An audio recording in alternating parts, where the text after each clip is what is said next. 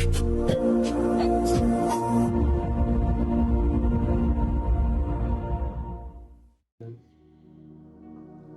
Yesu asifiwe sana. Ninakusalimu katika jina la Yesu. Kwa majina yangu ninaitwa Mwalimu David Ninaikale na niko hapa kwa ajili ya kukuletea kipindi cha malango ya mwezi. Na kabla sijakuletea ujumbe wa leo, nataka tupate nafasi ya kuomba. Tuombe. Baba yetu na Mungu wetu, katika jina la Yesu tunakushukuru kwa kuwa wewe ni mwema, kwa maana fadhili zako ni za milele. Tumeuona mkono wako tangu mwezi wa 4 ukitupigania, ukitutetea na ukitusaidia. Nasi tunapoingia tena kwenye majira haya mapya ya mwezi wa 5, tunalitakasa ile lango la mwezi wa 5 na kulibariki. Mungu Mwenyezi, tunaomba mkono wako na uso wako uende pamoja nasi. Tunaachilia damu ya Yesu Kristo kuanzia sasa kwenye lango la mwezi wa 5. Tunamwaga damu ya Yesu Kristo kwenye tarehe 1 mpaka tarehe 31 ya mwezi wa 5. Tunavunja maroho ya uharibifu na kila nguvu za giza zinazokatangulia kwenye lango hilo. Tunaondoa roho za kushindwa, roho za kufeli, roho za kurudishwa nyuma. Tunaondoa roho za magonjwa, roho za balaa, roho za mikosi na maroho ya kisirani. Tunatangaza katika jina la Yesu Kristo, hizo roho hazina mamlaka kwa damu ya Yesu na katika jina la Yesu. Mungu Mwenyezi, tunatakasa ili lango. Tunaomba baraka zako zikamiminike kwenye lango la mwezi wa 5. Tunatangaza baraka, tunatangaza neema, tunatangaza kibali, tunatangaza kuinuliwa, tunatangaza kufanikiwa katika jina la Yesu Kristo wa Nazareti aliye hai. Baba, lango hili tumelitamkia baraka na likabarikiwe lango la mwezi wa 5, na kila tutakachokifanya kikabarikiwe kwa utukufu wa jina lako. Asante Roho Mtakatifu ambao utakuwa pamoja nasi katika kipindi hichi. Tufunulie akili zetu tukapate kuyaelewa maandiko katika jina la Yesu na katika damu ya Bwana wetu Yesu Kristo. Uanze pamoja nasi na umalize pamoja nasi kwa utukufu mkubwa wa jina lako. Amen. Bwana Yesu apewe sifa. Namshukuru Mungu ambaye ametupa nafasi katika kipindi tena hichi kingine cha mwezi huu wa 5, na tumeendelea kuona mkono wa Mungu ukitupigania kwenye mwezi huu wa 5. Tumeanza mwezi kwa ushindi, kwa baraka, kwa neema na kwa kibali. Kwa hiyo ninaamini kabisa mwezi huu utakuwa ni mwezi wa baraka, utakuwa ni mwezi wa ushindi, utakuwa ni mwezi wa kibali. Na ujumbe ambao Mungu ametupa kutokana na lango letu la mwezi wa 5 ni mwezi wa kutenda mambo makuu. Kichwa chetu cha somo kinasema mwezi wa kutenda mambo makuu. Kwa hiyo kaa mkao wa kufanya mambo makubwa ndani ya huu mwezi, kwa sababu Mungu anakwenda kukusaidia, anakwenda kukupa msaada utakao kuwezesha wewe uweze kufanya mambo makubwa ambayo hujawahi kuyafanya tangu awali. Bwana Yesu apewe sifa. Haleluya. Neno ambalo litatuongoza kwenye mwezi huu wa 5 linatoka kwenye kitabu kile cha Zaburi ya 60 na mstari ule wa 12. Zaburi ya 60 na mstari ule wa 12. Biblia inasema, kwa msaada wa Mungu tutatenda makuu, maana yeye ndiye atakayewakanyaga watesi wetu. Kwa msaada wa Mungu tutatenda makuu. Anaposema kwa msaada wa Mungu tutatenda makuu, kuna mambo matatu nataka tuyaone kwenye huu mstari wa 12. Jambo la kwanza nataka tuangalie kwa msaada wa Mungu. Kwa hiyo jambo la kwanza, Mungu yuko tayari kuachilia msaada wake.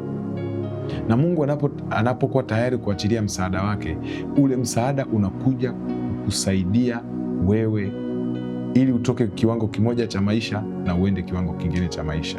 Kwa hiyo msaada wa Mungu haukuachi hivi hivi, haukuachi kwenye level moja ya maisha, haukuachi kwenye kiwango kimoja cha maisha. Kwa hiyo Mungu anaweza kukupelekea msaada kwenye biashara, Mungu anaweza kukupelekea msaada kazini kwako, Mungu anaweza kukupelekea msaada kwenye huduma, kwenye karama yako, kwenye kipawa alichokupa. Manake Mungu anaweza kuleta msaada wake, na ule msaada utakapokuja utakuinua kutoka hapo ulipo na kukupeleka kiwango kingine cha maisha.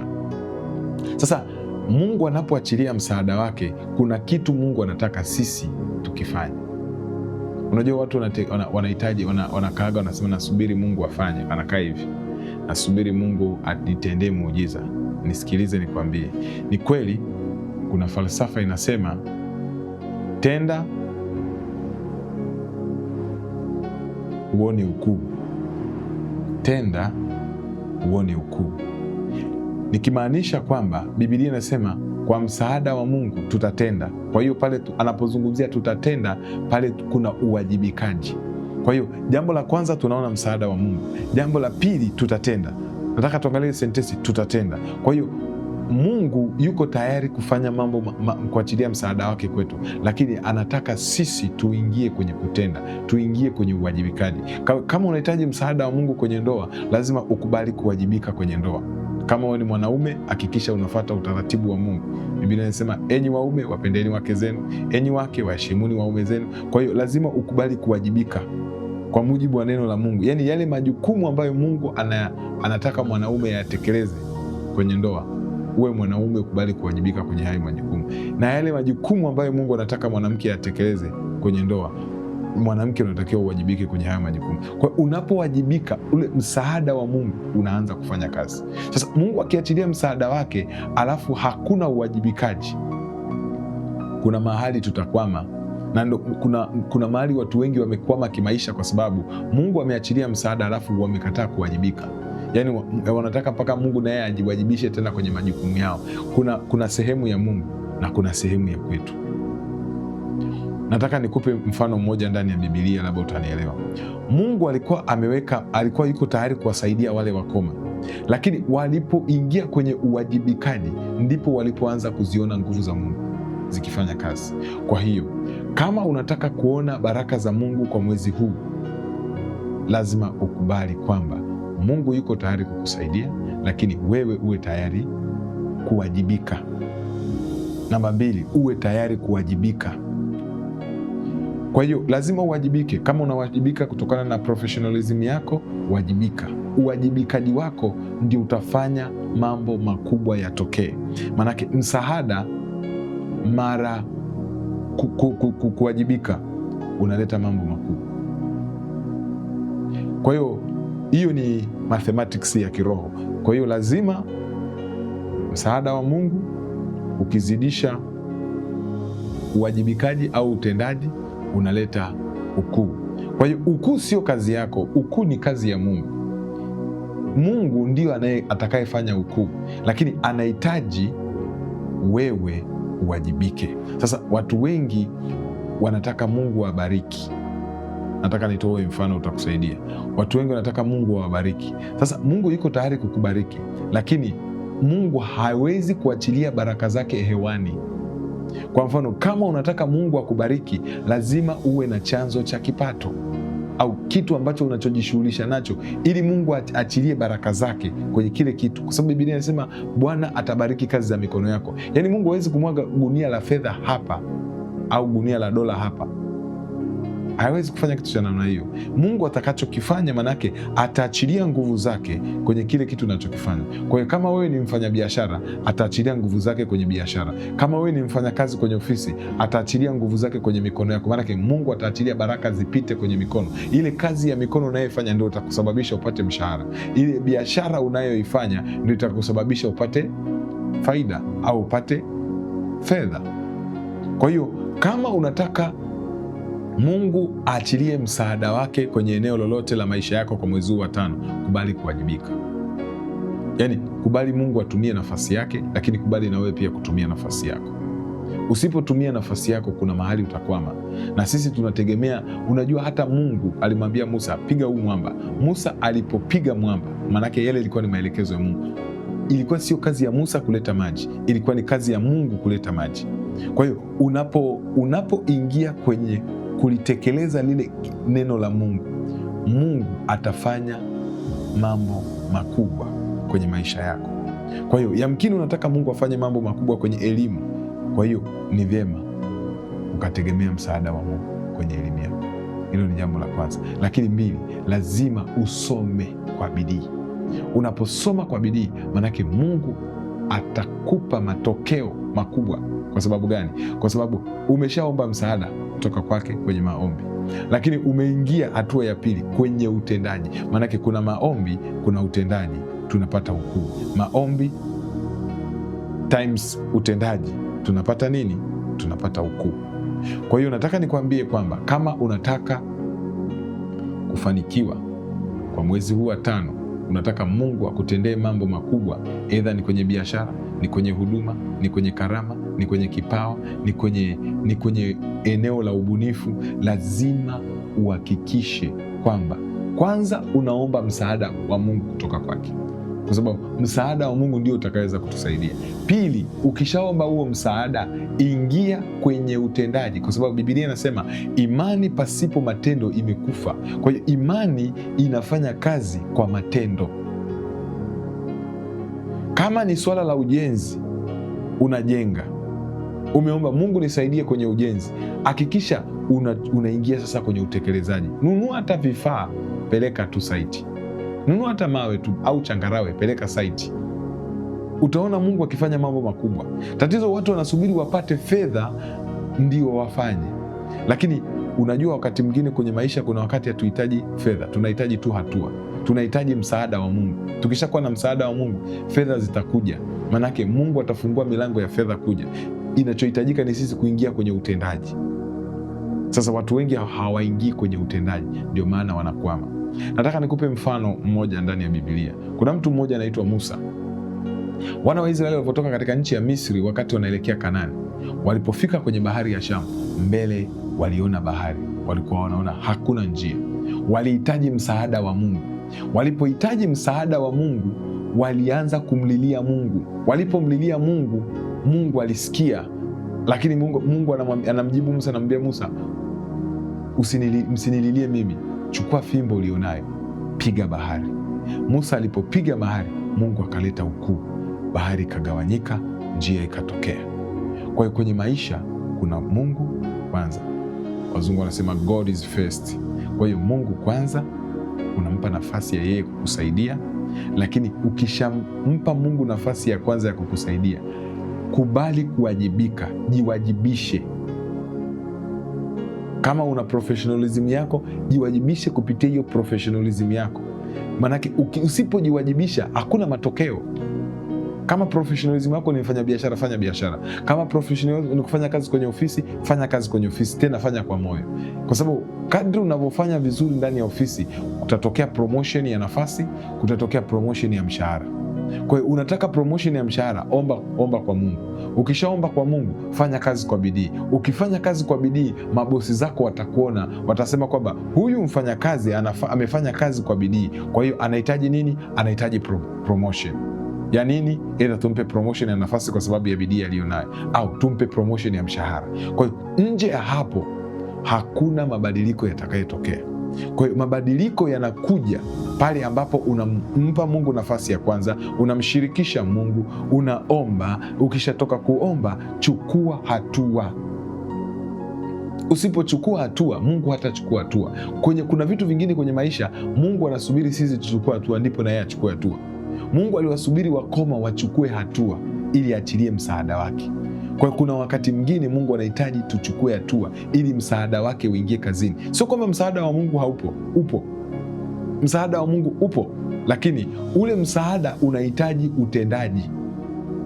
Ndio maana Biblia inasema kwa msaada wa Mungu tutatenda makuu. Nataka uone, kwa msaada wa Mungu, pale ni Mungu anahusika. Tutatenda makuu, maana yake sio Mungu atatenda makuu. Hajasema kwa msaada wa Mungu Mungu atatenda makuu, amesema kwa msaada wa Mungu sisi tutatenda makuu. Kwa hiyo ili tuweze kufanya mambo makubwa, tunahitaji msaada wake, na kama tunahitaji msaada wake, tunahitaji pia sisi kuwa watendaji.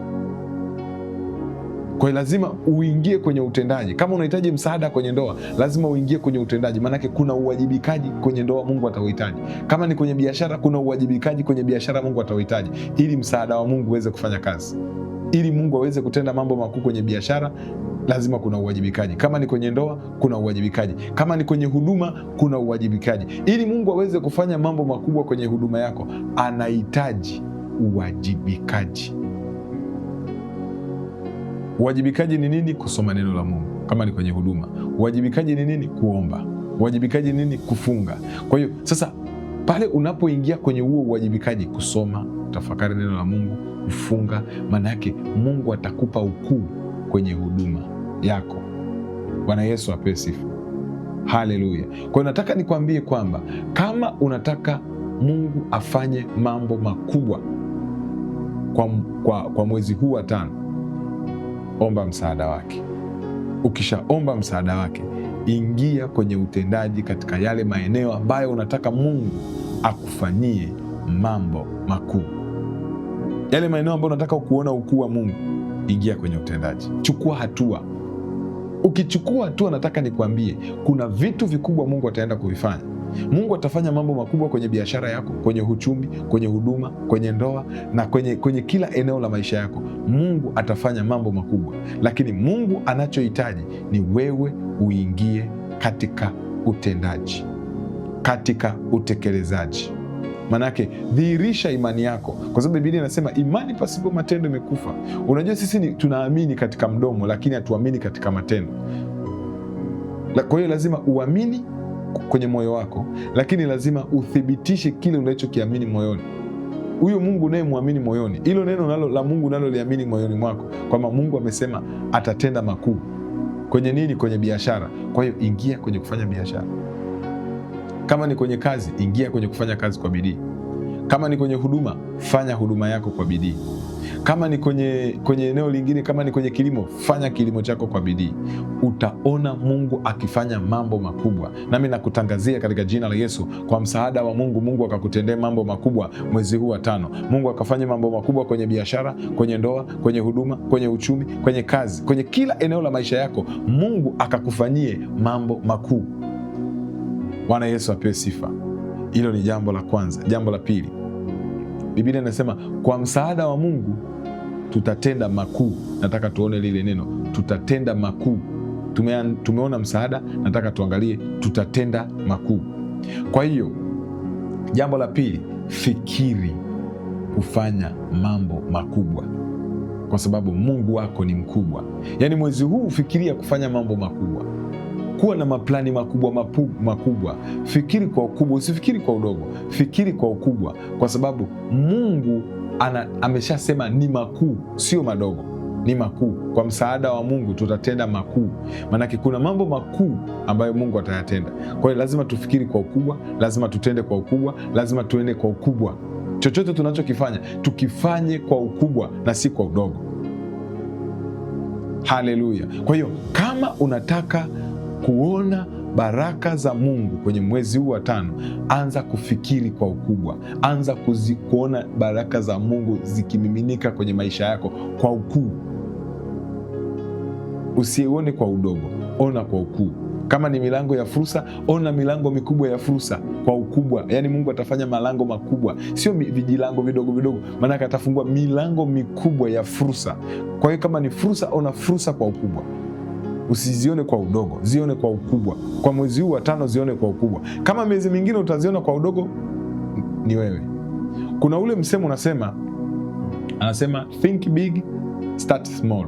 Sasa mimi ninakuja na kanuni kwamba think big, start big. Kwa nini?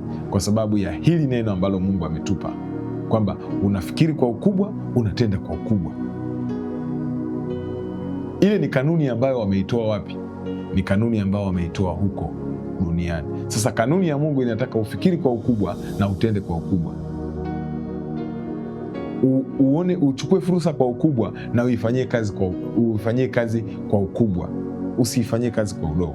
Kwa hiyo jambo la pili, nataka uone kutenda makuu. Utafanya makuu, sio utafanya madogo. Kwa hiyo utafanya mambo makubwa, utafikiri kwa ukubwa, utaenenda kwa ukubwa, utawaza kwa ukubwa. Yaani huu ni mwezi wa kufanya vitu vikubwa vikubwa. Kwa hiyo kama kuna mavitu yalikwama kuanzia Januari, Februari mpaka Aprili, Mei ni mwezi wa kufanya mambo kwa ukubwa. Kwa nini ni mwezi wa kufanya mambo kwa ukubwa? Kwa sababu ya neno ambalo Mungu ametupa. Hakuna kitu mimi ninachokiamini kama neno la Mungu. Mungu akishasema nitakubariki, nitakubariki. Akisema nitakuinua, nitakuinua. Akisema nitakutendea makuu, nitakutendea makuu. Yaani ukiliamini neno la Mungu na ukilisimamia hilo neno, nataka nikwambie kuna vitu vikubwa vitatokea. Yaani mimi kabla sijaleta huu ujumbe, kuna vitu nilikuwa nafikiri kuvifanya kwa ukubwa kwenye huduma mwezi huu wa 5. Na wakati nafikiria kufanya hivyo vitu kwa huduma, nilipokuwa niko kwenye maombi, Roho wa Mungu akaniambia hili ndio neno la mwezi na utalitumia kwenye lango la mwezi. Kwa hiyo hili ndio neno ambalo tutadedicate nalo lile lango la mwezi wa 5, na tutalitumia na tutalikiri: kwa msaada wa Bwana nitatenda wakuu, maana yeye atawakanyaga watesi. Kwa msaada wa Bwana nitatenda makuu kwenye biashara yangu. Kwa msaada wa Bwana nitatenda makuu kwenye huduma yangu. Kwa msaada wa Bwana nitatenda makuu kwenye biashara, kwenye huduma, kwenye ndoa, kwenye kazi, nitatenda mambo makubwa. Haleluya! Kwa hiyo Mungu anataka tufikiri, tutende, tuenende kwa ukubwa, kwa sababu neno lake linatupa nafasi hiyo. Kwa neno la Mungu linatupa nafasi ya kufanya mambo kwa ukubwa. Mimi mwezi huu nataka nikuhakikishie kwa neno la Bwana nitafanya mambo makubwa, kwa sababu kwa msaada wa Bwana nitatenda mambo. Na wewe nataka nikwambie kwa neno la Bwana, mwezi huu utafanya mambo makubwa, maana kwa msaada wa Bwana utaenda kutenda mambo makubwa. Kuna vitu utavifanya kwa ukubwa. Usifikiri kwa udogo, usifikiri kushindwa, usifikiri kukata tamaa. Ona msaada wa Mungu. Kwenye mwezi huu tuna msaada, kwenye mwezi huu kuna mambo makubwa. Kuna msaada alafu kuna mambo makubwa. Hivyo ni vitu viwili tofauti. Kuna msaada wa Mungu, lakini kuna mambo makubwa ambayo tutaweza kuyafanya kutokana na huo msaada tutakaopata. Kwa hiyo nataka uende mwezi huu, utembee kwenye mwezi huu ukiona kwamba huu ni mwezi wa mimi kufanya mambo makubwa. Haleluya!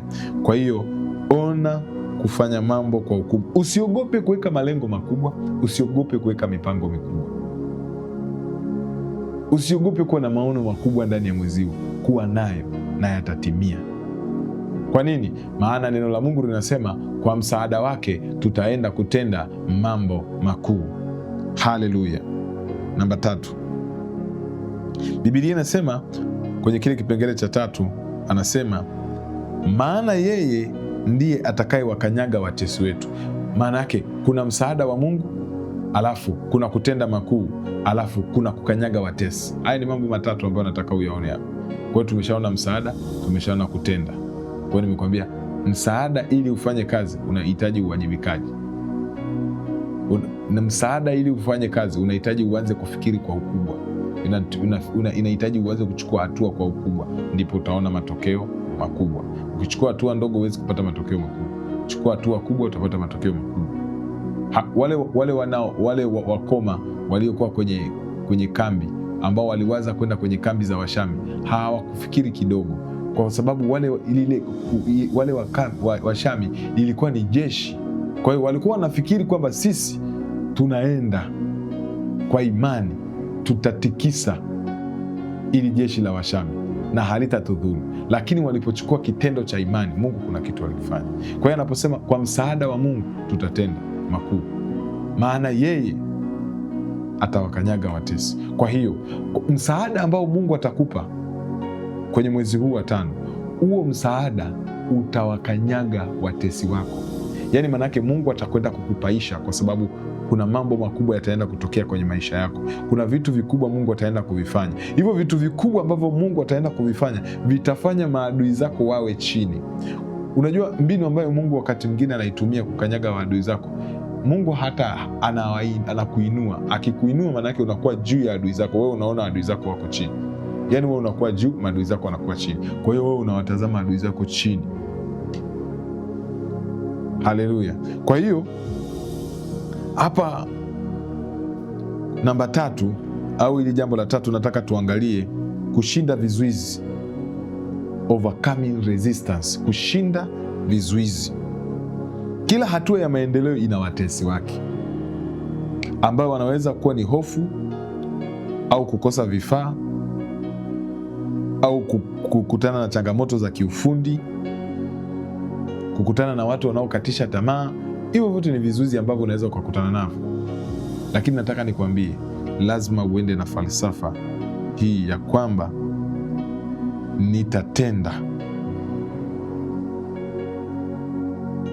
yale mambo niliyokwisha kumwambia Mungu kwamba nitayatenda bila kuogopa chochote.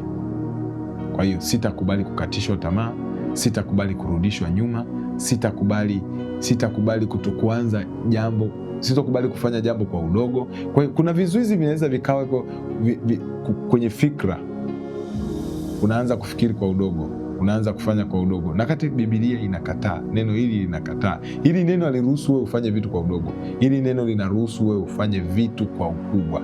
Na mimi nataka nikwambie kwa neno la Mungu, haijalishi umekuwa na project ya muda mrefu, mwezi huu kwa msaada wa Mungu, hiyo project utaenda kufanya mambo makubwa kwenye hiyo project. Haijalishi umekuwa na ujenzi wa muda mrefu, aidha ni wa nyumba haujakamilika, lakini nataka nikwambie kwa msaada wa Mungu mwezi huu Mungu ataenda kufanya mambo makubwa kwenye hiyo ujenzi.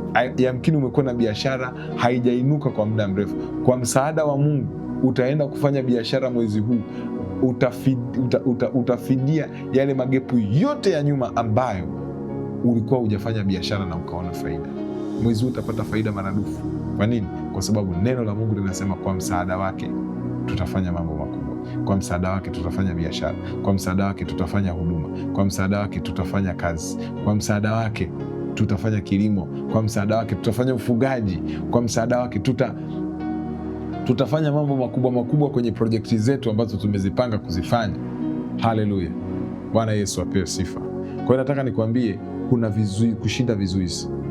Kushinda vizuizi vingi vinakuaga kwenye fikra, vizuizi vya hofu, vizuizi vya kukatisha tamaa, vizuizi vya kwamba hivi nitaweza kweli? Unaweza. Mbona sina fedha ya kufanya hayo mambo makubwa? Ninahitaji kufanya labda mambo ya makubwa. Nataka nikwambie hivi, kama una jambo lolote kubwa, usiingiwe na hofu. Andaa hiyo project.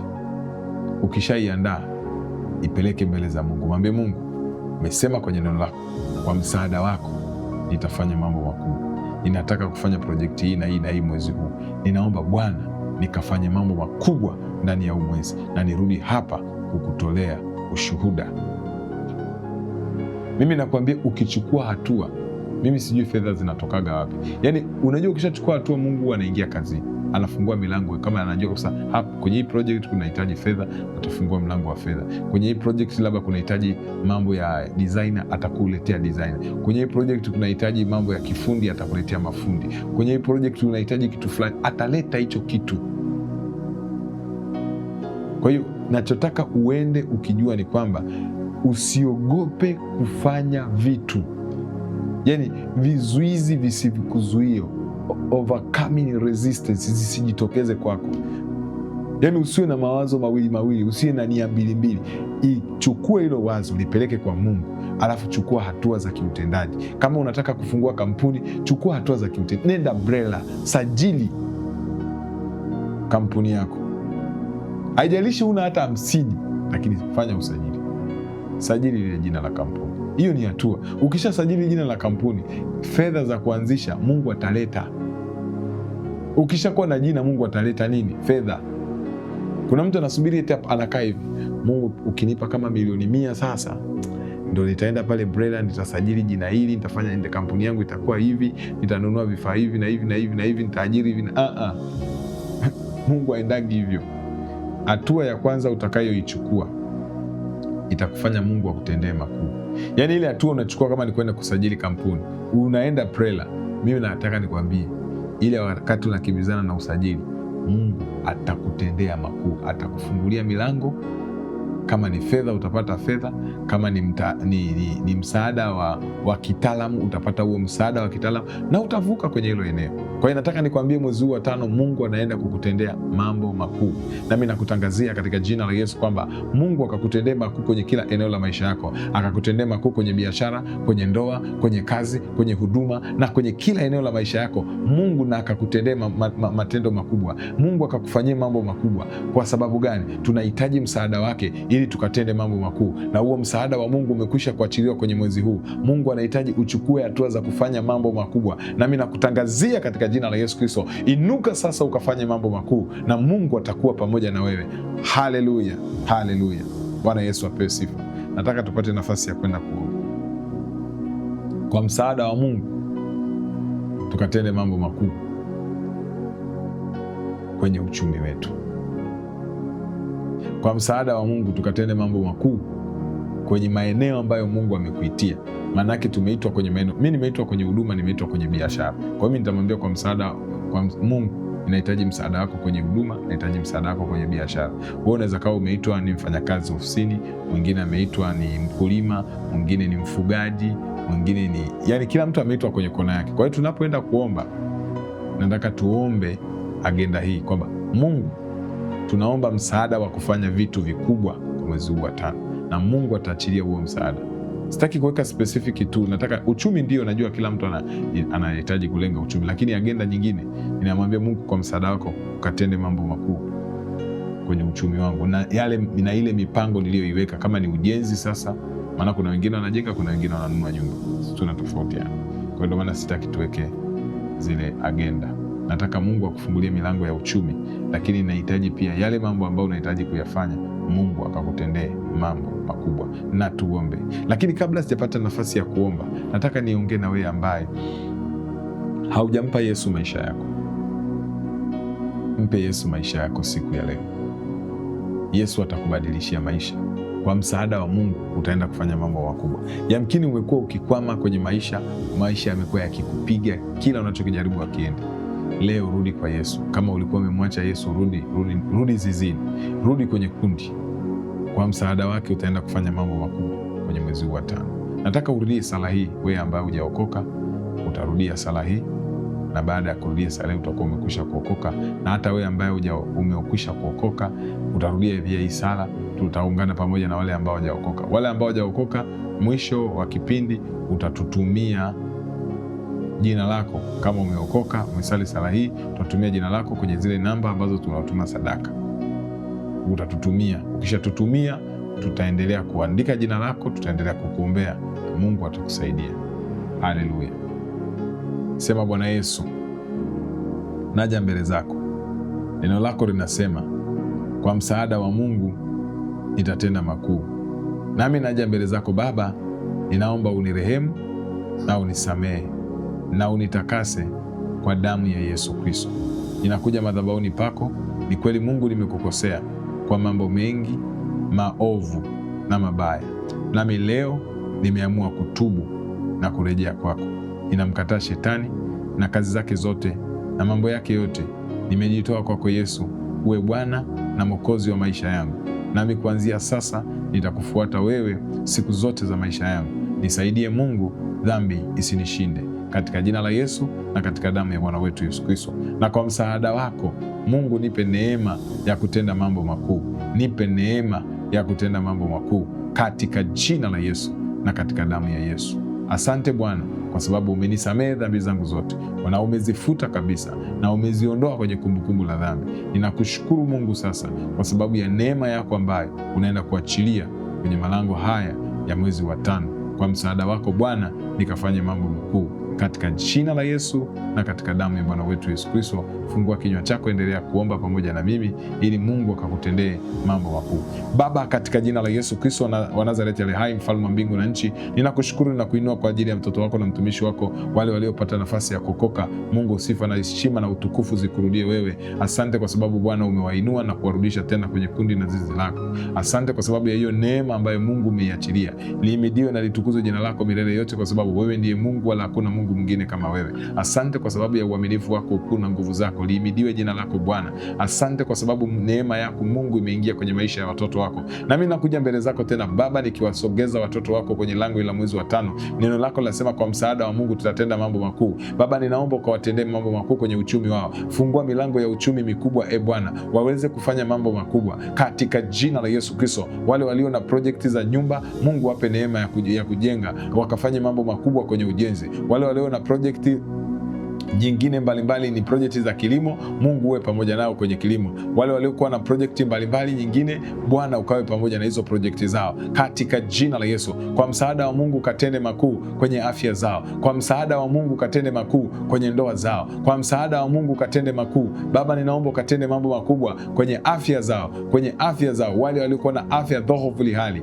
Baba, ninawaombea katika jina la Yesu Kristo, mwezi wa 5 uwe ni mwezi wa afya njema katika jina la Yesu Kristo wa Nazareti ale hai. Maana kwa msaada wako Bwana, watoto wako watatenda mambo makuu kwenye ofisi zao, kwenye biashara zao, kwenye kazi zao, kwenye huduma zao, na kwenye vipawa na karama ulivyowapa watafanya mambo makubwa katika jina la Yesu Kristo. Ninawaombea mambo makubwa Baba, ninaomba kwa msaada wako ukawatendee mambo makubwa ndani ya mwezi huu wa 5. Kwa msaada wako Bwana, wakatende mambo makuu mwezi huu wa 5. Msaidie huyo kijana, msaidie huyo baba, msaidie huyo kaka, msaidie huyo dada. Mungu mpe neema ya kutenda mambo makubwa kwa mwezi huu wa 5. Yale mambo ambaye anataka kuyatenda kwa mwezi huu wa 5, msaidie Bwana akatembee kwa neema, kwenye neema isiyo ya kawaida. Tunaomba Baba neema ya kipekee ya kumsaidia kutenda mambo makubwa katika jina la Yesu Kristo na katika damu ya Yesu. Maana tunajua sio swala la muda, ni swala la neema. Neema yako ndio itakayosaidia aweze kufikia mambo makubwa. Neema yako ndio inaweza kumpeleka kwenye ukuu. Na mimi ninaiomba neema yako Mungu iwashukie watoto wako wanaonisikiliza na kunifuatilia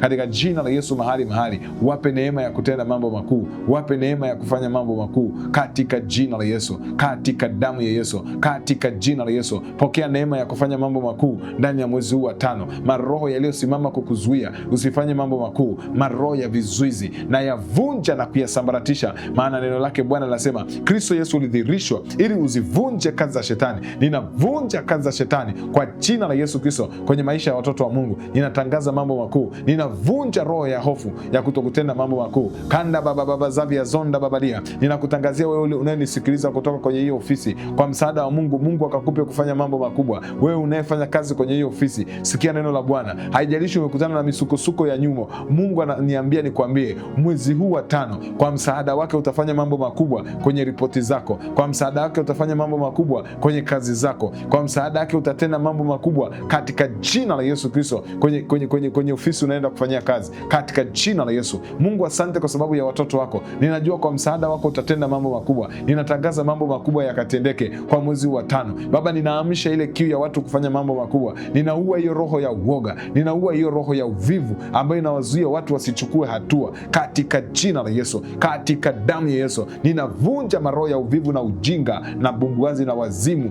yanayozuia watu wasiweze kufanya mambo makubwa katika jina la Yesu Kristo. Ninatangaza kwenye mwezi wa 5, Mungu akakusaidie na ukafanye mambo makuu. Mungu akakutetee na ukafanye mambo makuu. Mungu akakusaidie na ukafanye mambo makuu. Mungu akakutetee na ukafanye mambo makuu katika jina la Yesu. Neema ya Mungu ikawe pamoja nawe. Mwezi huu wa 5 ukawe ni mwezi wa kibali, ukawe ni mwezi wa neema, ukawe ni mwezi wa kuinuliwa, ukawe ni mwezi wa matendo makuu ya Mungu, ukawe ni mwezi wa wewe kufanya mambo makuu, ukawe ni mwezi wa kupewa msaada na Mungu. Mungu atakusaidia, haijalishi hali unayopitia, Mungu atakusaidia na utaenda kufanya mambo makuu. Pokea msaada wa Mungu sasa katika jina la Yesu Kristo. Pokea huo msaada juu yako na Mungu na akubadilishie maisha katika jina la Yesu Kristo na katika damu ya Yesu Kristo. Utukufu ni wako Bwana milele na milele.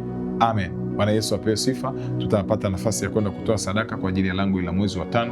Usiache kutoa sadaka yako ya kudedicate lango la mwezi wa 5. Wachawi wanafanyaga kafara kila mwezi. Wewe unapoingia mwezi unaingia kichwa, sio nzuri. Kwa neema ya Mungu tumepata nafasi ya kusikiliza ujumbe wa neno la Mungu. Kwa neema ya Mungu tutoe sadaka kwa ajili ya kudedicate lango letu, kuliweka wakfu lango letu kwa maombi haya na kwa sadaka, ili Mungu akakufanyie mambo makubwa huku kwenye huu mwezi wa 5. Kwa sababu sijui mwezi wa 6 Mungu atatupa neno gani, lakini neno hili tulilopewa mwezi wa 5, liamini hili neno, lishikilie, lisimamie kwenye maombi yako na kwenye sadaka zako, na Mungu atakutendea mambo makubwa. Naomba niombe kwa ajili ya sadaka yako, na nikikwisha kuombea sadaka yako utaziachilia kwenye namba hizo unazoziona kwenye skrini. Kuna namba ya akaunti, lakini pia kuna namba ya simu. Kwa hiyo sadaka yako itatufikia moja kwa moja. Hiyo namba unaweza kututafuta pia kwenye hiyo namba kwa ajili ya ushauri, kwa ajili ya maombi na kwa ajili ya msaada wowote wa kiroho unaohitaji. Unaweza ukatutafuta, tunaweza kuwasiliana na wewe tukakusaidia. Na tuombe. Mungu, asante kwa sababu watoto wako wanakuja mbele zako sasa kwa ajili ya kutoa dhabihu la mwezi wa 5. Baba, ninaombea hizo sadaka zao watakazozitoa, zikubali na uzitakabali. Mungu Mwenyezi, ninatakasa hili lango la mwezi wa 5. Ninawaombea wale wanaofanya kazi, ninawaombea wale wanaofanya biashara, ninawaombea wale wanaojishughulisha kwenye shughuli zao binafsi. Mungu Mwenyezi, usimame pamoja nao. Pokea maombi yao, pokea sadaka zao wanazoziambatanisha kwenye mwezi wa 5. Tunawaombea hata wale watoto wa form 6 watakaoanza mitihani Jumatatu. Mungu, wazali wale wazazi wanaotoa sadaka kwa ajili ya watoto wao form 6, Mungu kawainua hao watoto Bwana, uwasaidie na kuwatetea na kuwapigania. Wasaidie hao watoto kwa msaada wako Mungu, wakatende mambo makuu kwenye mitihani yao ya form 6 katika jina la Yesu na katika damu ya Yesu Kristo. Mungu Mwenyezi, ninasimama mbele zako na ziombezo sadaka kwa msaada wako Bwana, huyo mtoto akatende mambo makubwa kwa msaada wako Mungu, huyo dada na huyo kaka na huyo baba na huyo mama wakatende mambo makubwa. Pokea sadaka zao Mungu na uwape kutenda mambo makubwa kwenye mwezi wa 5 katika jina la Yesu. Ni mwezi wa kutenda makuu, nami natangaza katika ulimwengu wa roho na katika ulimwengu wa mwili kwamba kwa msaada wa Mungu mambo makubwa yatatokea. Pokea hizo sadaka Mungu Mwenyezi na uzikubali, na mwezi wa 5 Bwana kafanye mambo ya namna ambayo hajawahi kutendeka katika maisha yao katika jina la Yesu na katika damu ya Yesu Kristo. Mungu, asante kwa sababu ya uaminifu wako na ukuu na nguvu zako, na kwa msaada wako ninaamini kabisa Bwana utaenda kutenda mambo makuu. Naomba Bwana uzipokee hizo sadaka, uzikubali na uzitakabali, na kila mmoja atakayetoa sadaka yake Mungu, ninaomba hiyo sadaka ikapate kwa ukumbusho na ikawe muhuri katika ulimwengu wa roho ya uthibitisho kwamba mwezi huu atafanya mambo makubwa katika jina la Yesu na katika damu ya Bwana wetu Yesu Kristo. Amen. Basi Mungu wa mbinguni akubariki sana. Unaweza kutoa sadaka zako kwenye namba unazoziona. Nataka nikwambie kupitia sadaka hii utarudi kutoa ushuhuda kwamba Mungu anaenda kukutendea mambo makuu kwenye maisha yako. Haleluya. Huu ni mwezi wa Mungu kukutendea mambo makuu. Ubarikiwe sana na Bwana. Tutaonana tena kwa wakati mwingine, na Mungu akubariki. Endelea kutuombea kwa sababu hapa mbeleni mwezi huu wa 5 tutakuwa na semina kwa njia ya mtandao, na tutatuma tangazo siku rasmi ya semina. Kwa hiyo endelea kutuombea, na ninaamini kwamba uwe tayari pia kwa ajili ya kuwakaribisha na wengine kwenye semina hiyo. Ubarikiwe sana, tutaonana tena kwa wakati mwingine. Asante.